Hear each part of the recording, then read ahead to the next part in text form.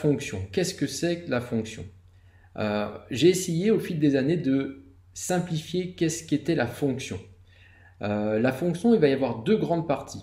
La première partie, ça va être de trouver la position mandibulaire. Donc, trouver la position mandibulaire. 2, regarder les contacts dento-dentaires. Les deux, c'est des choses complètement séparées, différentes. On peut très bien avoir un patient avec des contacts dento-dentaires qu'on va qualifier d'idéal, avec des fonctions canines, et puis ce patient-là va pouvoir se plaindre de douleurs, soit au niveau des ATM, soit au niveau des muscles. C'est parce qu'en fait, les contacts dento-dentaires, oui, sont peut-être très bien, sauf que la mandibule est à la mauvaise position et par conséquent entraîne des symptômes. Donc c'est pas parce qu'on a des contacts dento-dentaires corrects que la fonction est bonne. La mandibule, j'ai marqué la mandibule, elle est positionnée en 6 dimensions. En fait, la mandibule, ce qu'on nous a décrit, ce qu'on nous a appris comme rotation au départ, puis rototranslation, en fait, ça ne marche pas exactement comme ça. La mandibule, en fait, elle peut bouger dans le sens sagittal, vertical, transversal, et puis il y a tous les phénomènes de tangage aussi. Et donc, il va falloir enregistrer cette position mandibulaire dans l'espace, en ce que j'appelle 6 dimensions, on va le voir un peu plus tard. Et puis, ce qui concerne les contacts dento-dentaires, on va les équilibrer en 3 grandes étapes. La première, c'est l'équilibration statique. Ensuite, il va y avoir l'équilibration de la mastication à faire. Et enfin, il y aura l'équilibration des latéralités qui est pour moi le moins important. Donc voilà comment j'imagine la fonction. Maintenant, pour revenir au patient, on va pouvoir se poser des questions. Il y a 3 grandes questions qu'on va se poser. C'est est-ce que je dois augmenter la dimension verticale? De combien devrais-je augmenter la dimension verticale? Et puis la dernière question, c'est comment puis-je augmenter la dimension verticale? Donc, première question, est-ce que je dois augmenter la dimension verticale? La dimension verticale, on va l'augmenter dans 3 cas. On va l'augmenter pour créer de l'espace pour nos futures restaurations, pour faire de la dentisterie minimalement invasive, on va le voir après. On va l'augmenter aussi pour des raisons esthétiques. Quelquefois, vous avez des patients qui sont en bout à bout, puis les patients en bout à bout, en fait, aimeraient avoir des facettes, ont usé leurs dents, voudraient des facettes, et on n'a plus de place. Et donc là, il va falloir augmenter la dimension verticale pour se recréer de la place. Et puis on va pouvoir aussi augmenter la dimension verticale quand on veut repositionner les disques, mais ce n'est pas le but de cette présentation-là. Donc la première raison, c'est recréer de l'espace pour venir coller nos restaurations.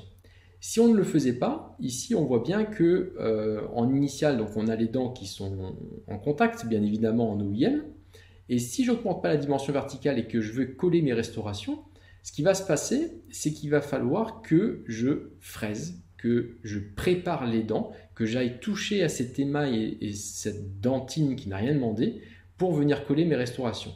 Donc c'est pour ça qu'en augmentant la dimension verticale, j'évite d'utiliser la fraise et je viens recréer en fait ce que la nature, ce que le patient a détruit. La deuxième question, c'est de combien devrais-je augmenter la dimension verticale? Donc si on regarde les études, on voit, il y a une étude, une revue systématique de la littérature qui a été faite en 2012, et ils en concluent que jusqu'à 5 mm d'augmentation de dimension verticale au niveau incisif, en fait, il ne se passe rien, c'est-à-dire que les patients acceptent très bien cette augmentation de dimension verticale. Donc tout ça c'est très bien, maintenant vous allez me dire, ok, mais de combien je dois augmenter? Est-ce que j'augmente de 1, 2, 2,5, 3, 3,5, 5 mm, de combien je peux augmenter? En fait la réponse c'est que ça va dépendre de 2 choses. Ça va dépendre du matériau qu'on va utiliser, qu'on veut utiliser en postérieur pour réhabiliter le patient. Donc par exemple, si je souhaite réhabiliter le patient avec des vitraux céramiques de type IMAX, à ce moment-là, les recommandations, c'est d'avoir 1,5 mm d'épaisseur en occlusale. Donc si je dois réhabiliter le haut et le bas et que je ne veux pas toucher du tout au molaire, il me faut 3 mm de hauteur. Donc ça, c'est le premier facteur. Quel matériau on va utiliser pour augmenter la dimension verticale? Et le deuxième facteur, ça va être sur quel support on va coller. En fait, si on colle sur la dentine, il va falloir plus d'épaisseur de matériau. C'est-à-dire que si je colle sur l'émail, la vitrocéramique, je vais me permettre de la descendre à 0,8 mm. Par contre, si je colle sur la dentine, eh ben, je vais rester à 1,5 mm. Donc, de combien j'augmente la dimension verticale? On a vu que jusqu'à 5 mm, ça ne posait pas de problème normalement pour les patients. Et eh ben, est-ce que je fais 1, 2, 3, 4 ou 5? Ben, c'est dépendant de quel matériau j'utilise et sur quoi je vais coller. Maintenant, la dernière question, c'est comment je fais pour augmenter la dimension verticale? Donc, pour augmenter la dimension verticale, en fait, on a un souci. Le souci qu'on a, c'est la proprioception. Nos patients, nous-mêmes, on a des propriocepteurs autour des dents et ce qui va donner en fait notre position mandibulaire. Donc en fait, notre cerveau va positionner la mandibule en fonction des propriocepteurs. Donc si on fait un petit tour dans la littérature, en fait, depuis un siècle, un peu plus d'un siècle, en fait, on va trouver 26 définitions différentes de ce qu'on appelle la relation centrée, de la position mandibulaire, et puis plusieurs techniques d'augmentation, plusieurs techniques de manipulation mandibulaire pour trouver cette relation centrée. Donc ça fait beaucoup de différences. Ce qu'on sait, c'est qu'on ne peut pas augmenter la dimension verticale directement sur l'articulateur. Parce qu'un articulateur, ça ne marche pas comme un patient.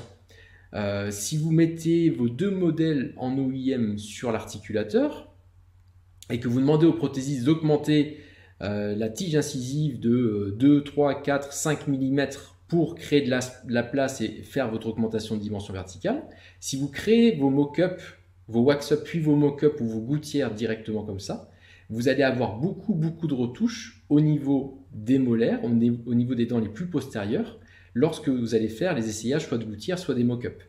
Parce que en fait, l'axe charnière terminal, en fait, qui est notre articulateur, c'est pas notre patient. Notre patient n'est jamais en axe charnière terminal. La deuxième chose, c'est que notre patient ici, quand il a usé, on ne sait pas s'il a usé de la même manière partout. Peut-être qu'il a usé un peu plus à droite qu'à gauche. Peut-être qu'il a usé un peu plus en antérieur qu'en postérieur. Peut-être que sa mandibule, au fur et à mesure de l'usure, a glissé progressivement vers la droite ou vers la gauche. Et donc, si je montais sur l'articulateur, en fait, on aurait une augmentation de dimension verticale qui serait identique, ce qui n'est pas la physiologie, ce qui n'est pas la vérité. Donc, voyons ce qu'on va rechercher comme position de référence mandibulaire. Ce qu'on va vouloir rechercher, en fait, c'est une position d'équilibre et une position de référence. La position d'équilibre, en fait, entre les dents, les muscles et les articulations. En fait, il doit y avoir une synergie. Ces trois composantes doivent travailler en harmonie. Et tout ça, en fait, c'est dirigé par le système nerveux central. Donc ici, c'est très bien expliqué dans le livre Occlusion et fonction de Marcel Le Gall et Jean-François Lauré. Et puis, au fil des années, en fait, alors qu'au départ, j'étais gnatologiste et je pensais beaucoup aux articulations, en fait, pardon, je reviens en arrière, il y a dans le livre de Dawson, en fait, Dawson dit attention aux muscles, parce que si jamais il y avait une guerre entre les muscles et les dents ou les muscles et l'os, en fait, les muscles ne perdent jamais. Donc, en fait, les muscles sont toujours le plus fort. Donc, il faut faire très attention aux muscles. Ici, c'est un article qui montre en fait que l'occlusion, en fait,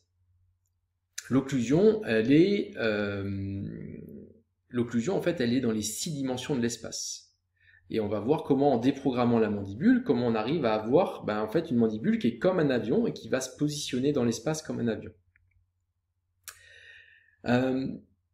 Aujourd'hui, quel est le workflow qu'on utilise pour les patients lorsqu'ils viennent au cabinet et qu'on doit les réhabiliter? En fait, il y a un workflow pour les patients qui sont asymptomatiques et il y a un workflow pour les patients qui sont symptomatiques. Donc, pour les patients asymptomatiques, on va utiliser le TENS, le COIS et le MODJO. Je vais vous détailler ces trois instrumentations juste après. Et on va enregistrer la position mandibulaire et on va faire le test de la position mandibulaire, soit avec des gouttières, soit avec des mock-ups, soit avec des prothèses temporaires. Et si le patient est symptomatique, alors je vais utiliser toute mon équipe autour de moi, c'est-à-dire que je vais travailler avec mon chiropracteur pour regarder les vertèbres C1 et C2 et toute la posture, on va le voir après. Et puis je vais utiliser, une fois que le chiropracteur a fait son travail, le TENS, le COIS, le MODJO, je vais tester ma nouvelle occlusion avec mes gouttières et mes mock-ups. Et si jamais il y a besoin, je vais travailler avec le kiné, l'orthoptiste, le podologue, l'orthophoniste, et puis aussi je vais devoir vérifier tout ce qui est apnée du sommeil parce que ça a un impact sur l'occlusion. Donc un tout petit mot sur le chiropracteur. Le chiropracteur, en fait, il est très important, au moins pour vérifier les positions de C1 et C2. C1 et C2, en fait, ont un retentissement sur l'occlusion. Et l'occlusion a un retentissement sur les positions de C1 et C2. Alors, je ne vais pas vous faire un cours sur C1 et C2 et comment ils doivent être. Il faut juste garder à l'esprit que si vous faites des traitements occlusaux ou si vous faites des grandes réhabilitations avec des patients qui ont des symptômes, pensez à adresser au chiropracteur pour qu'il travaille sur cette zone. En fait, il y a des angles qui ont été calculés avec des moyennes. Il y a des espaces intervertébraux qui ont été calculés aussi. Et tout ça doit être vérifié pour les patients symptomatiques. Il est sûr qu'un patient qui est asymptomatique, on ne va pas lui faire toute cette batterie d'analyse. Par contre, dès que des symptômes apparaissent, il est bon de regarder ça. Donc, comment on peut déprogrammer le patient pour enregistrer la nouvelle position mandibulaire? Ce que j'utilise un déprogrammeur qui s'appelle un TENS. Le TENS, c'est pas une nouvelle machine, c'est une ancienne machine. Il y a pas mal, voire beaucoup d'études dessus. Beaucoup d'universités l'utilisent aussi. Alors, c'est pas forcément des études dentaires parce que en dentisterie, c'est pas communément utilisé.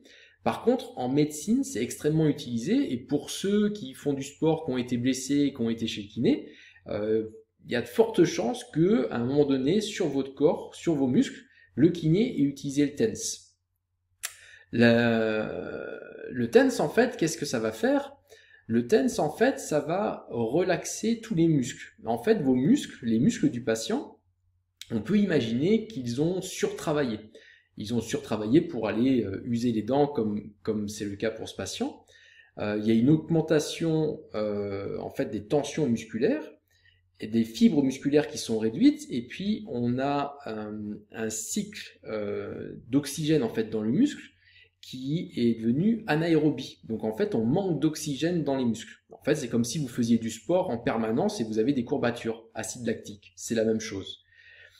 Donc en fait, ce qui va se passer avec le TENS, c'est que ça va augmenter la circulation sanguine, le drainage lymphatique, et ça va restaurer le métabolisme du muscle.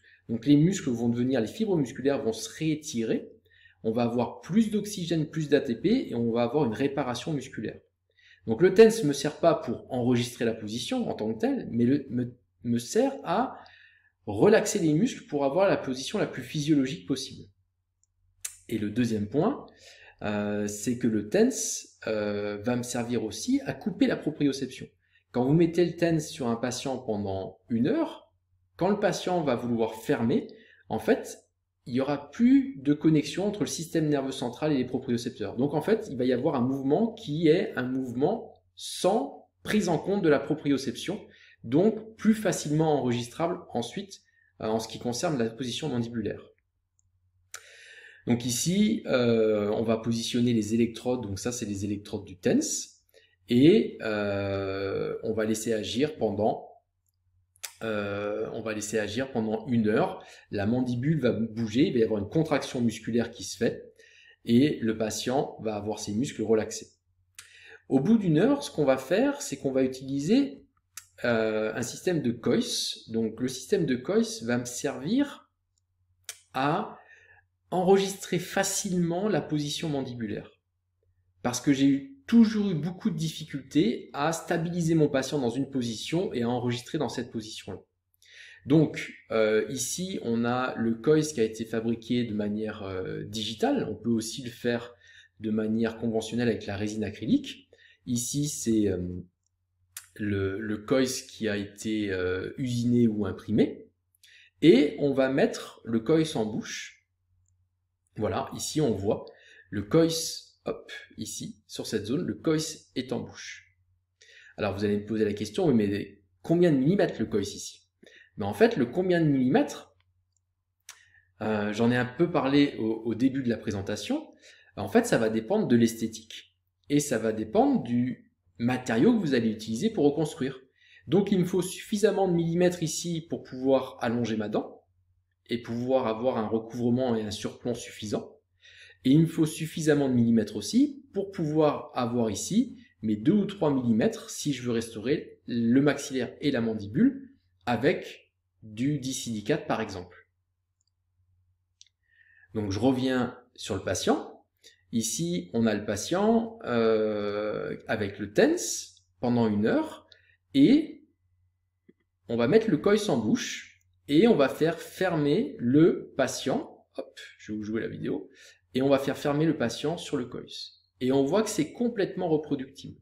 Donc il n'y a plus de contact dento-dentaire. Les muscles sont relâchés avec le TENS.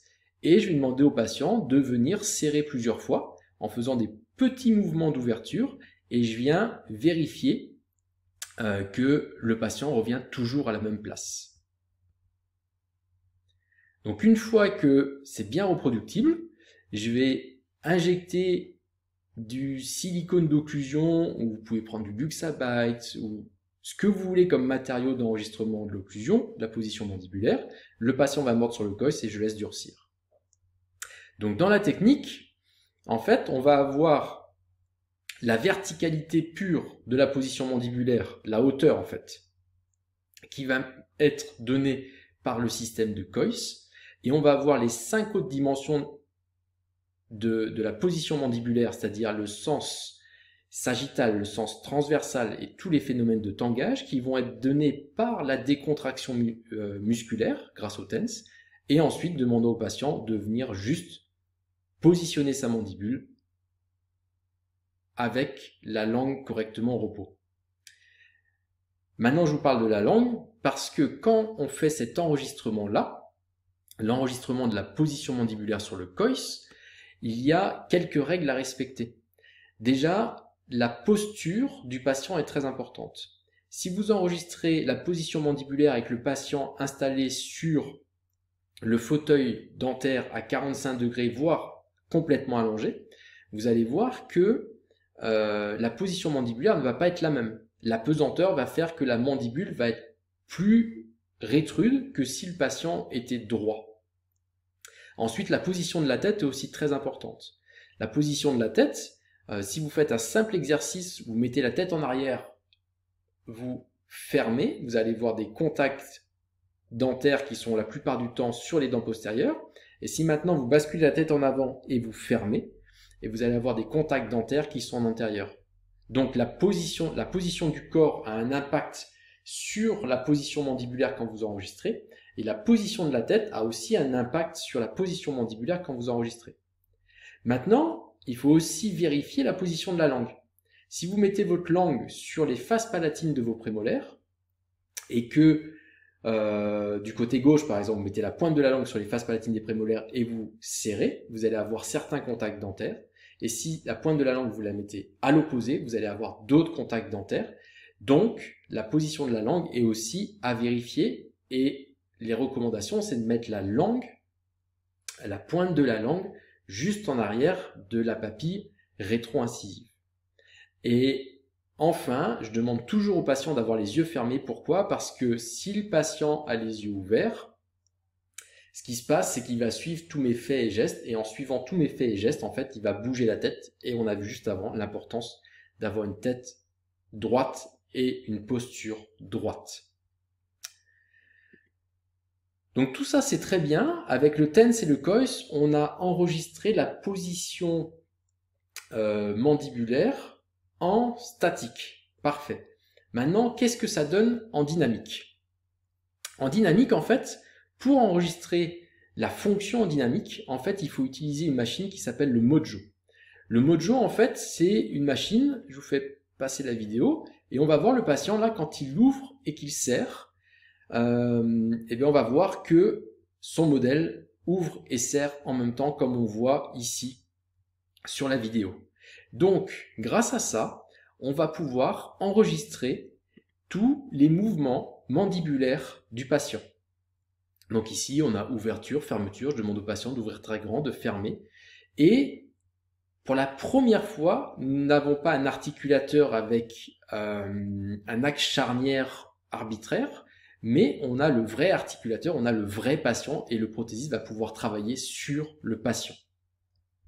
On va pouvoir enregistrer ce qui est très très important ici, c'est les cycles de mastication. Donc on va demander au patient, ici vous donnez, je sais pas, un chewing-gum, un morceau de pomme au patient et vous demandez au patient de mâcher et vous allez avoir les cycles de mastication. Ce qu'on voit, c'est qu'il y a ouverture, fermeture sur le coïs. Donc là, c'est pour ça que les dents sont dans le vide, parce que le coïs est en bouche. Ce qu'on voit tout en bas, c'est qu'on va pouvoir mesurer aussi l'espace laissé et si j'ai assez d'espace ou pas pour ma réhabilitation prothétique. Donc si je n'ai pas assez d'espace, comme c'est mon vrai patient, même s'il est virtuel, c'est vraiment la trajectoire physiologique du patient, autant je ne peux pas, sur un articulateur physique, augmenter la dimension verticale parce qu'on n'est pas en axe charnière terminal, autant grâce au Mojo, s'il me manque de l'épaisseur, je peux très bien me permettre d'augmenter la dimension verticale directement sur la trajectoire d'ouverture du patient qui m'est donnée par le Mojo. Donc on voit ici le prothésiste est en train de calculer, ok, je suis à 2 mm, c'est bon, si jamais je n'étais pas à 2 mm, il pourrait augmenter. La seconde chose qui est fabuleuse, c'est que vous voyez les cycles de mastication du patient. Bah ici, il y a eu un transfert des cycles de mastication du patient, donc c'est des vrais cycles de mastication, c'est ce qui correspond au patient. Et mon prothésiste va pouvoir réhabiliter, comme on le voit là, les dents, va pouvoir donner des formes avec des cuspides et des fosses qui sont le plus anatomiques possible parce que prenant en considération la mastication du patient. Donc c'est vraiment, voilà, pendant des années, on s'est battu avec les prothésistes, pas en combat friction, mais pour faire avancer les choses, on a cherché des solutions pour copier les provisoires qu'on avait fait tester aux patients pendant 1 mois, pendant 2 mois, pendant 3 mois, et ils étaient obligés de copier avec des clés en silicone, c'était vraiment pas facile. Or là, maintenant, ils travaillent, c'est comme s'ils travaillaient directement en bouche, de manière virtuelle. Donc c'est vraiment un outil qui nous manquait et c'est vraiment quelque chose d'extraordinaire.